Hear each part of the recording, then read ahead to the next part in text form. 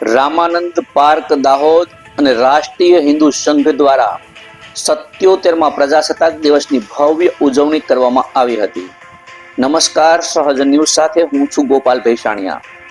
દાહોદથી અમારા પ્રતિનિધિ યોગેશ દરજી પાસેથી મળતી માહિતી મુજબ દાહોદ જિલ્લાના ગૌરવશમા આનંદ પાર્ક, રામાનંદ પાર્ક દાહોદ ખાતે રામાનંદ પાર્ક દાહોદ તથા રાષ્ટ્રીય હિન્દુ સંઘ દાહોદના સંયુક્ત ઉપક્રમે 77માં પ્રજાસત્તાક દિવસની ભવ્ય અને રાષ્ટ્રભક્તિપૂર્ણ ઉજવણી કરવામાં આવી હતી.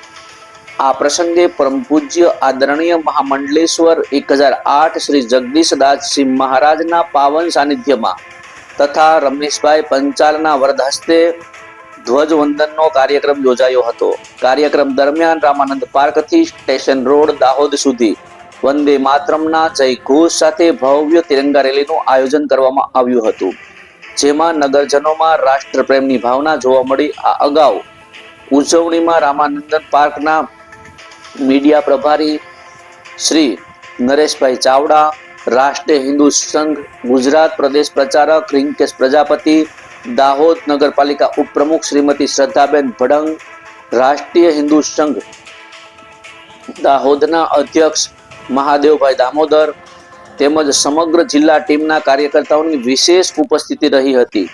અમૃતભાઈ પ્રજાપતિ, ભાજપ દાહોદ જિલ્લા કાર્યાલય મંત્રી હીરાલાલ સોલંકી, વિભાબેન વૈષ્ણવ, શીલાબેન જાટ, રાહુલભાઈ સંગાડિયા સહિતના આગેવાનો હાજર રહ્યા હતા. કાર્યક્રમમાં બે બાળાઓ દ્વારા રાષ્ટ્રભક્તિથી ઓતપ્રોત રજૂઆતો કરવામાં આવી હતી, જેમાં એક બાળાએ ભારત માતાનું પાત્ર નિભાવ્યું અને બીજી બાળાએ રાષ્ટ્રભક્તિ ગીત ગાય કાર્યક્રમની શાન વધારી. દાહોદની બાળ કલાકાર અક્ષરા મુકેશભાઈ પ્રજાપતિએ દેશભક્તિ ગીત રજૂ કરી સૌમાં દેશ પ્રેમની ભાવના પ્રગટાવી.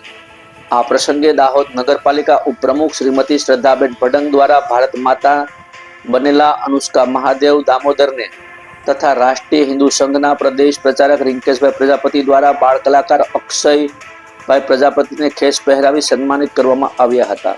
રિપોર્ટર યોગેશ દરજી, સહજ ન્યૂઝ, દાહોદ.